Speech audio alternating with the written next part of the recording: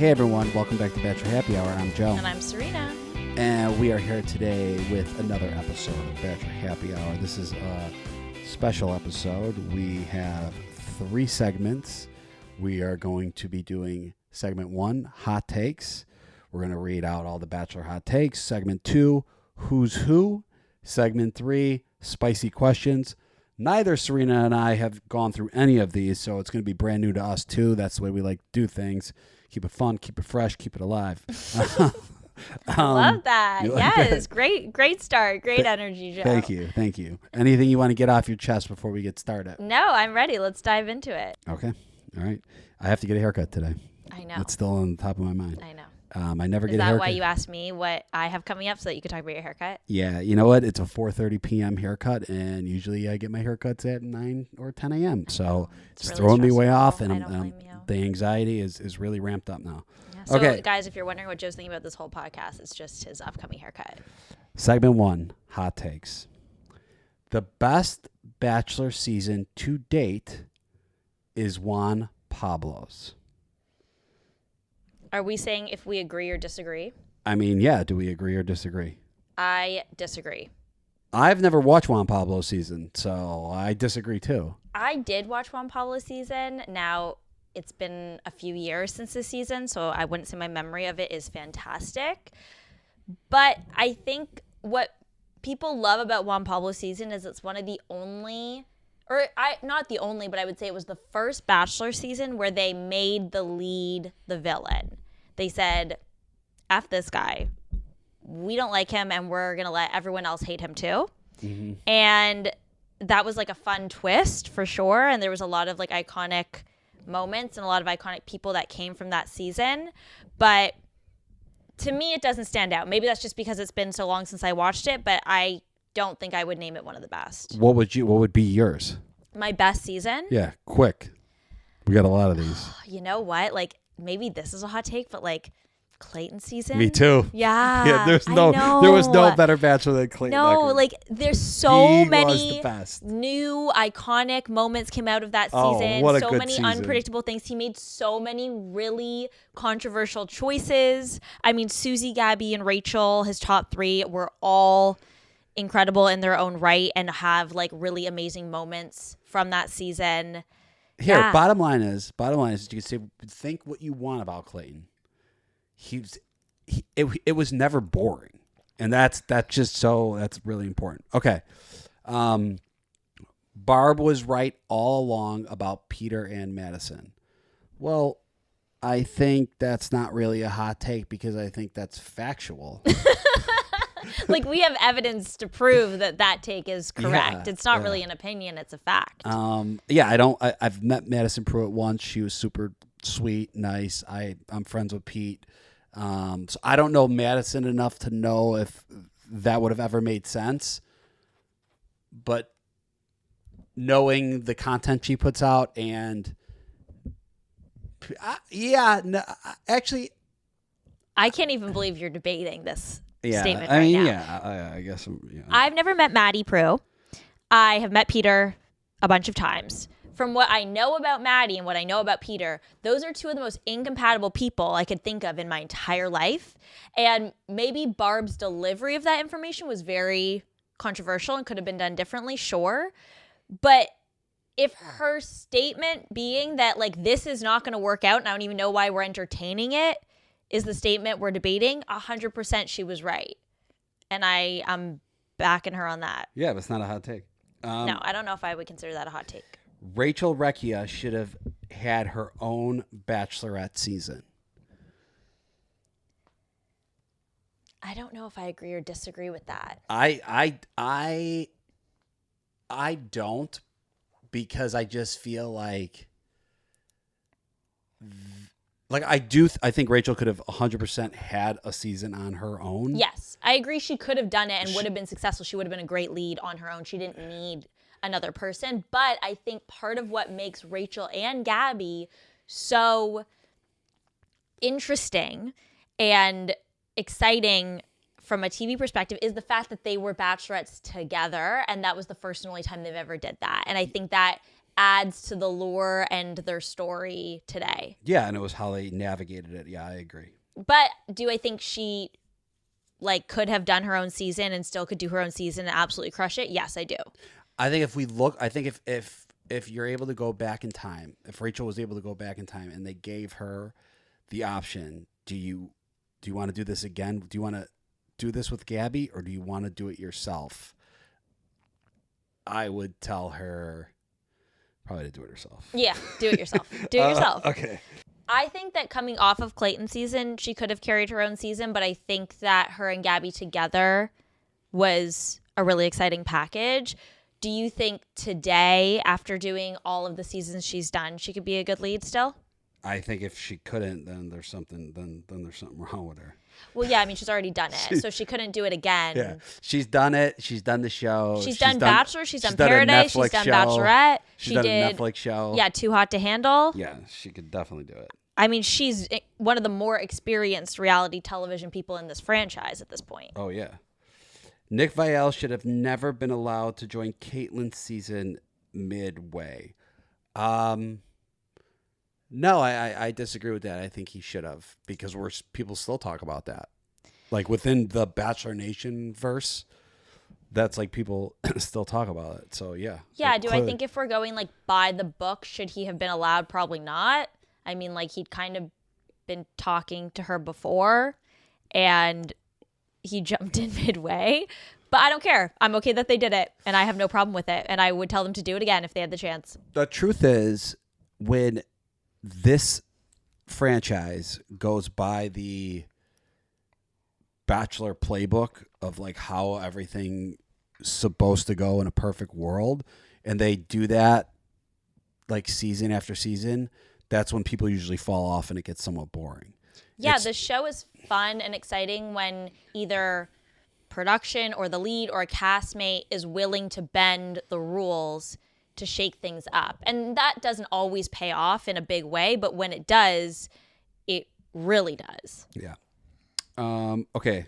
Group dates should be 4 to 5 people max. Disagree. I agree. You agree? Yeah. Really? Why? I don't like watching a lot of people on my TV. You've never been on a group date, though.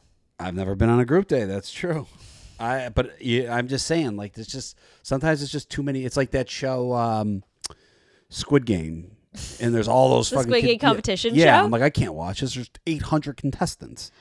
I get that, and especially in the beginning, you're like, I don't even know who I should focus my attention on because there's 12 people on this date. But if you reduce it to 4 to 5 people, there's going to be a lot of people every week in the beginning that don't get dates because the lead's not going to have time to go on 6 different group dates. Well, yeah, and there's a lot of people that are on group dates at the beginning that I'm like, this person's just, it's a waste of time because the lead's not even into them. Yeah. Fantasy suites should happen way earlier so they can have those off-camera conversations earlier on to see if they're a good match. Disagree. No. Yeah, no way. Like, no. Well, also, like, this is a TV show. Like, you don't get off-camera privileges until you've made it almost all the way to the end where it's like, all right, it's necessary for the potential success of a relationship and for these two people to be willing to get engaged. But we're not giving off-camera time until it's absolutely necessary. Tia Booth should have been the Bachelorette. Agree. Just as much as I should have been the Bachelor. And we're from the same. Me and Tia are from the same era. You are. So those are two massive missed opportunities by the franchise. Tia would have been a great Bachelorette. It's still very surprising to me that she never ended up being the Bachelorette. Mel should have been replaced as the Golden Bachelor. I disagree. I disagree too. It worked. He's in looks to be a successful relationship. If anything, I think they should have been less safe with Mel because everything about Mel and the way he appeared seemed extremely safe after what he had said. And I think they should have been like, all right, let's go. I think so too. I think that he went on a podcast. He said something a little careless. There was huge controversy around it, which, I mean, it's kind of sometimes not the worst thing in the world. I mean, it gathered a lot of hype and attention surrounding the season. And then I feel like they pulled the reins on him so tight for the entire season. Yeah. And it's like, let the man be free. You know, I think that people make mistakes. Public figures make mistakes. People say stupid things every single day. I don't think we needed to look, like within reason, but this comment, I don't think we needed to fire him over it. Yeah, and also if you're looking for a perfect individual to look up to, you probably shouldn't look at people that are going reality TV. Well, you're not going to find a perfect person to look up to. People that are aiming to do that are going to fail every single time. He ended up happily committed to Peg, who is not 40. So it all worked out. Bachelor Pad should replace Bachelor in Paradise. I'm going to say I disagree. A, it's where we're from. And B, I think Bachelor Pad worked when it worked because there was no holds bar. You had people. No what? People Holds bar? No holds bar. Isn't that that's a saying? No right? holds bar? Yeah, right? Isn't that a saying? Maybe. I've never heard of it. Nothing was off the table. Okay. When Bachelor Pad was being... Well, there was no social media. The biggest thing they had to deal with was tabloids. And it was just a very, very different time in the world. I don't think what was created on Bachelor Pad could ever be recreated now today. And I think that, Bachelor in Paradise for us is very nostalgic. We're biased, but it would make me sad if they cut Bachelor in Paradise to replace it with Bachelor Pad. And I also just don't know if it would. I think Bachelor Pad is a great concept, and I think that they can definitely pull from it. But they already did. I mean, they pulled some for this season of Bachelor in Paradise, but yeah, you're right. This season of Bachelor in Paradise should have been on a beach. They're on a beach, but they're off a beach. Put me back on a beach. Let the contestants live on a beach. No going back to the hotel room. No, I don't want. Yeah, but I didn't mind that because my favorite part of Paradise this season was all those in-room conversations. Yeah, but they could still have those in the tree houses, and they chose never to do that. But that's true. Yeah. Daisy should have let Kelsey find out it was her instead of telling her. I don't really remember that situation, if I'm going to be quite honest. So remember Daisy was like, I'm pretty sure it's not me. And she went and told Kelsey, I think it's you. It's not me. And then they rode in that van together. And then Daisy went out, broke up with Joey, left. And then Kelsey went out and they proposed. Yeah. That's what happened? Yeah. And look, do I agree with that statement? Yes. But I really like Daisy. So it's hard for me to disagree because I think she had nothing but the purest of intentions. Yeah, I think those situations, that's what makes the show interesting is when people do something that they probably shouldn't have done. Yeah, probably wasn't something she needed to do, but I think it's okay. The Bachelorette is more entertaining than The Bachelor. Disagree. I just want to see a lot of girly pops. Yeah, because here's the truth, and you see this, you see this with Golden, is where I think it gets highlighted more. But when a season's boring, when the guys are boring, they're boring TV. When the women are boring TV, they're not as boring, and that's why I choose that. I agree. Right? Yep. If a contestant is an aspiring musician, it's immediate grounds for elimination. I just think it depends how the person's handling that. Yeah, I think it is hard because I don't know. That's tough. I think it depends on the person. I think you got to take that as a case by case situation. I mean, what if I'm trying to be a violinist in the opera? Yeah, I think that's okay. Yeah. But if you're trying to be a country singer. That's and right. If you've been trying to be a country singer for 20 years and you live in Nashville and that is your job in a way, I think that's one thing. If it's I just quit my job in finance and I'm an aspiring country singer and now I'm on The Bachelor, I think that can be a little concerning for the potential longevity of the relationship post-show. Unless you're really talented. You know what? If you go on this show, because there's a lot of fucking aspiring musicians that go on this show, and I'm just like, you're fine. You're fine. You're better than I am. You are better than most people at a karaoke bar. You're probably average in a bar in Nashville, and you're fine, but you're not great. Yeah. If you're fucking great, if you're, Mariah Carey. If you're Mariah Carey and you go on the show and you're an aspiring then the lead's going to be looking at them being like, I'm hitching my wagon to that guy. Then go for it. Like, we're going to be at the Grammys in 2 years. But if you're going to go on and you're an artist of any sorts on this show and you're just starting, you better be fucking amazing. Otherwise, you're probably going home. Because I feel like that's a hot take. It's fine if you're really talented, but if you're not, it's not fine. Yeah, because if you're not going to make it. I mean, and then I'm going. Are you looking at me like I'm a meal ticket? Like, what's going on here? Yeah. But I will say, I think people can come on this show for incentive for their career and still fall in love genuinely. Yeah.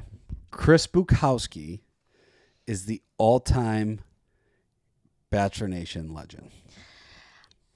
I think yes, but I think it's hard. Like, he would probably hit up a Mount Rushmore of non-leads. Do you know what I mean? Like, if we're putting together a Mount Rushmore of best contestants that were never leads, he would definitely be on it. But Chris has been off camera for like 10 years now. You know what I mean? So there's a lot of people that have joined the viewership of this franchise that probably wouldn't know who he is. He was part of a very like concentrated 10-year period in the franchise, but iconic in his period for sure. Yeah, I didn't watch when he came back on Paradise. I think that's maybe the only season of his I did watch. I don't think he was very Chris Bukowski-esque on that season. No, I don't remember him being like the Chris we know and love. But he did get engaged, and that's very Chris Bukowski of him. Yeah. Segment 2. Who's who? Okay. Don't even know what we're doing here. Whose relationship storyline do you think is the most like yours? Maybe Hannah and Dylan? No, not even close. I'm just trying to think of other Paradise couples that got engaged on the show. I would say the most like ours. I would say I'm gonna go on Paradise. Yeah. Paradise couples, the most like us, the most like our story, I guess. I don't know. I think like, I don't know. I would go like maybe Jade and Tanner. Yeah, but I didn't see their season, so I'm just totally guessing. You didn't even see it? No. Okay. Maybe we don't have enough knowledge off the top of our head to answer that question. I think Hannah and Dylan, but I think that they fall into a category that we also fall into, which is a pretty generic Paradise love story of like a little, someone goes on another date situation, comes back, we lock in. But ours is different because we had a third party involved. Yeah. So unless someone had that, which I don't think anyone did. Yeah. All right. No one's like us. That's right. Serena, that's what I was trying to get to. That was my point. Okay. Serena, out of the Bachelor Nation, who do you think is most like Joe? Oh, that's so hard. I really don't know. I don't know. Who do you think is most like you? Nick comes to mind a little bit. I think you and Nick have some similarities. Definitely. It's what you think. It's not what I think. Well, what do you think? I don't know. This is a co-hosted podcast. Yeah, it's phrased Serena. Out of all the Bachelor Nation, who do you think Joe is most like? I know. That's a hard one. You and Natasha are both Aries. You're like the most different people, but you also in like some ways are very similar. Yeah, I don't know. That's a hard one. The same question is for me. Who do I think you're most like? And I would have. Like, okay, do we want to do this off of people that we know? So, like, we're friends with Nick. Or do we want to do this to where, like the past few seasons that we've came watched, across the most? Who do you think came across the most like you? Or who are you most, if you had to pick, like, somebody that when you watch them, Yeah. it reminded you of me. Those are just hard in different ways. Like, and that's going to be a wrap for the podcast because Serena's like, all right, we can move on. I don't know. The comparison game is so hard. Like, I don't know how people ever like sit around and compare themselves to others. Like, everyone is so different from one another. Okay. We'll move on because I feel like this is going to take us another 10 Yeah, minutes. like this question's making my hands sweat. Let's keep it going. Whose proposal story is your favorite out of the entire franchise? Us, duh. Yeah, fuck it. Who is your favorite Bachelor of all time? Clayton. Clayton was the best. He was. He just did things that not one other person would ever even consider doing. And I appreciate that. And I do feel bad for the women that were on his season because I think that they suffered in various ways. But he just gave us so many wild moments, and it gave them the opportunity to give us so many wild moments. I also enjoy talking to him when he comes on this podcast. I enjoy talking. Like he's got a lot to say. He does have a lot to say. I also Zach Shallcross, I think it's a bad rep for being a boring bachelor, but I like him too. I think him and Katie are great, and he's like cool to hang out with. I don't think Zach was boring. I think people are boring. That's a hot take, bitches.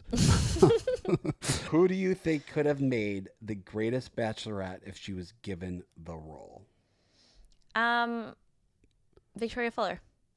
I agree. Yeah. I do agree with that. For sure. And I think Bachelor myself.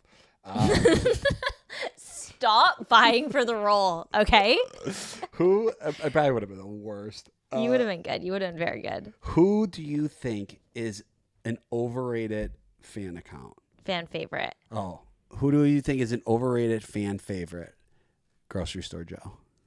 No, you're not overrated. Who do I think was an overrated fan favorite?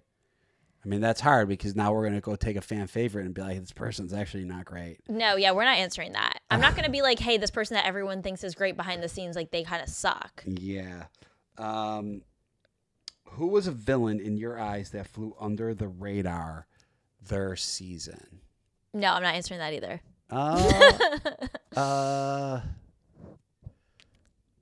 Yeah, it's a tough one. Who do you think could have been a star on Paradise this past season if they were cast? You know who wasn't cast that I was surprised about? And I know that she's a much more mellow personality, but I enjoy her, would be Rachel Nance. Yeah, I'm surprised she wasn't cast. Her and Leia are really good friends. Like, it would have been fun to see their friendship, especially because Leia was kind of going through her single girl journey on the show. Yeah. She was one of the ones that I remember being like, I'm really surprised she's not down here. Yeah, I don't really know. I think maybe that guy Brett that went home night one. I would have liked to seen him on there. Spicy questions. Segment 3, our third and final segment of the episode. Okay. What's something Bachelor fans need to hear? Oh my God, so much. It's just a show. Just stop leaving hate comments, guys. Like, you're not going to. You're not going to stop. And that's, your prerogative to do so. But, like, some of them you could text your mom. Some of them you could text your best friend. And some of you should probably delete social media. Do you currently have beef with anyone in Bachelor Nation?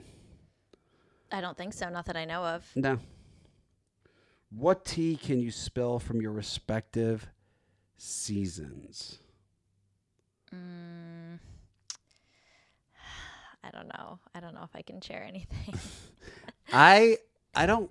I'm trying to think. My first season. Well, I mean, Colton was on my season of Bachelor in Paradise, and he's gay. I don't think you're spilling anything there. But that's not. He's married to a man. But that's not. That's not news anymore. Our season of Paradise. I thought our season of Paradise was pretty great because I feel like everything was kind of out there. You and I season, or the one you were on before me? Our season. Yeah, I actually think a lot of the tea that typically would be kept behind the scenes made it onto the beach our season of Paradise. Yeah. I don't know if there is much actually to spill from that. What predictions do you have for Taylor Frankie Paul's season?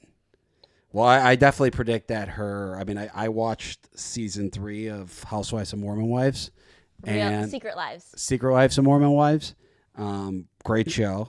So good. It is so good. Glad I watched it. And my prediction is her guy on season 3, what's his name?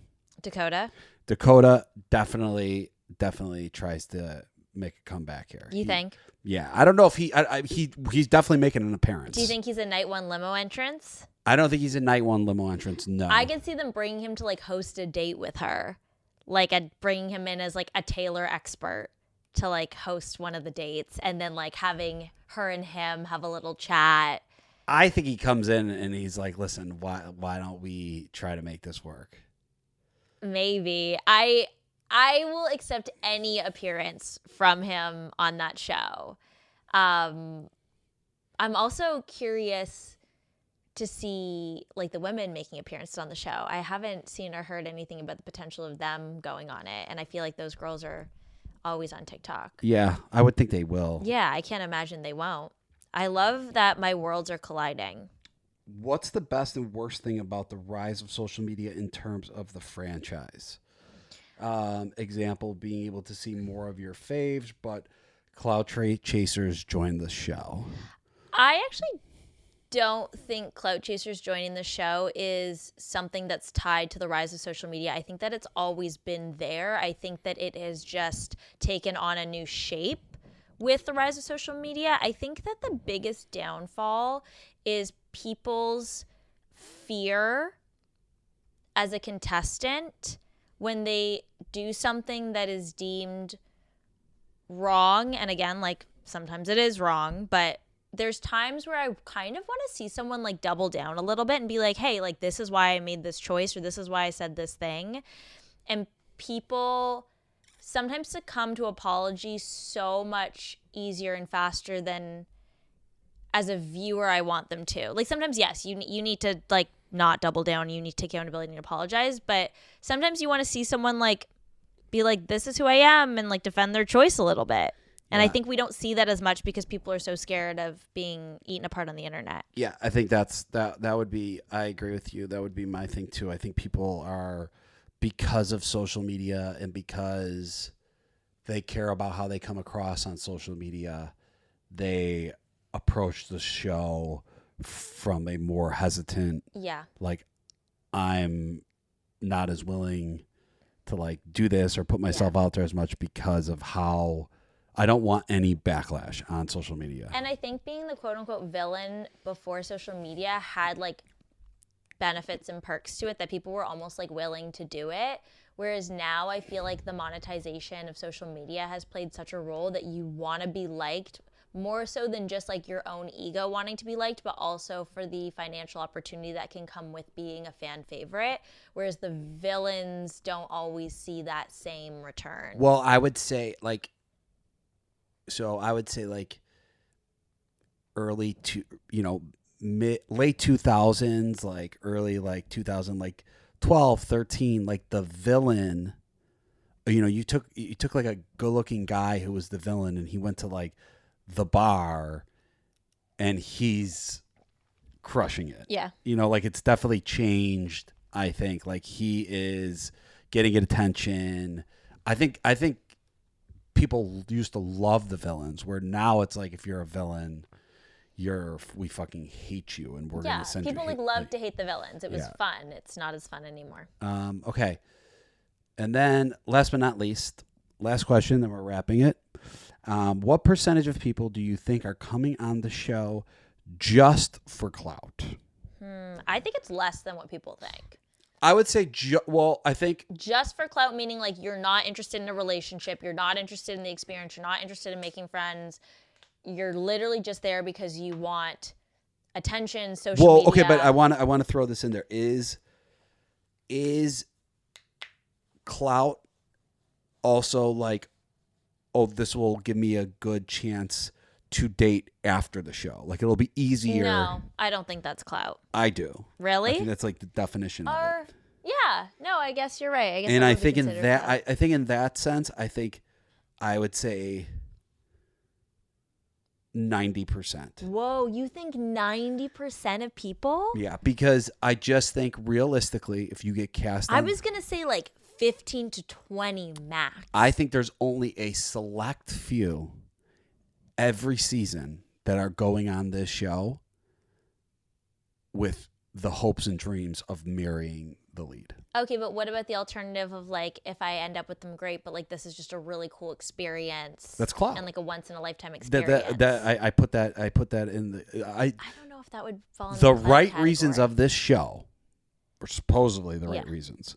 So anything else is Clout, in my opinion. But the right reason is to go on the show because you want to be engaged and get married.